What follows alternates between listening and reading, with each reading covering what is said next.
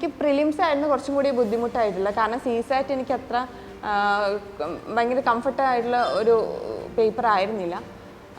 ഞാൻ പ്രിലിംസിൽ first attempt ആയതുകൊണ്ട് തന്നെ ഞാൻ പ്രിലിംസ് ജയിക്കുമെന്ന് ഞാൻ വിചാരിച്ചിട്ടും ഉണ്ടായിരുന്നില്ല.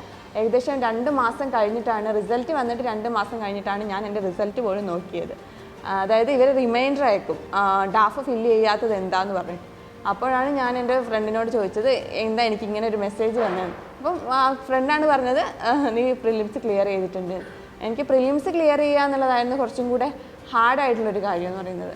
പിന്നെ മെയിൻസിന് വേണ്ടിയിട്ട് എനിക്ക് ഭയങ്കര സന്തോഷമായിരുന്നു. കാരണം പ്രിലിംസ് ഞാൻ ക്ലിയർ ചെയ്തല്ലോ എന്നുള്ളത്. പിന്നെ എൻ്റെ ഉറക്കമൊക്കെ ഞാൻ 2 മണിക്കൂറോ 3 മണിക്കൂറോ ആയിട്ട് വെട്ടിച്ചുരുക്കി. അത്രയും ഞാൻ ഹാർഡ് വർക്ക് ചെയ്തു. കാരണം എൻ്റെ 2 മാസം കയ്യിൽ നിന്ന് പോയി. പിന്നെ അത് മേക്കപ്പ് ചെയ്യണമായിരുന്നു എനിക്ക്. അപ്പം അതിന് വേണ്ടിയിട്ട് ഞാൻ നന്നായിട്ട് ഹാർഡ് വർക്ക് ചെയ്തു. അപ്പോൾ എന്നെക്കുറിച്ച് നമുക്ക് പറയുകയാണെങ്കിൽ എനിക്ക് പ്രിലിംസ് ആയിരുന്നു കുറച്ചും കൂടെ ടഫായിട്ട്. എനിക്ക് ഏറ്റവും കംഫർട്ടബിൾ ആയിട്ടുള്ളത് ഇൻ്റർവ്യൂ ആയിരുന്നു. കാരണം അത്രയും നല്ലൊരു പാനൽ, ഞാൻ നിങ്ങളോടെല്ലാം പറയുന്നത് ഇൻ്റർവ്യൂവിൻ്റെ പാനലിൻ്റെ വളരെ കോടിയലായിട്ടുള്ളൊരു പാനലായിരുന്നു. അപ്പം എൻ്റെ ലൈഫിൽ ഏറ്റവും മനോഹരമായിട്ടുള്ള 45 മിനിറ്റ് ഏതാണെന്ന് വെച്ചിട്ടുണ്ടെങ്കിൽ ഞാൻ ഇപ്പോഴും പറയും എൻ്റെ ഇൻ്റർവ്യൂ ആയിരുന്നു എന്നുള്ളത്. ഞാൻ ആദ്യമൊക്കെ വിചാരിച്ചത് എല്ലാവരും പറഞ്ഞത് ഇൻ്റർവ്യൂ എന്ന് പറയുന്നത് ഒരു കൂട്ടം കാട്ടാളന്മാരിരിക്കുന്ന ഒരു ബോർഡാണ്, അവിടെ അവർ നമ്മളെ പൊരിക്കും അങ്ങനെ ഇങ്ങനെയാന്നൊക്കെ. പക്ഷേ ഒന്നുമല്ല.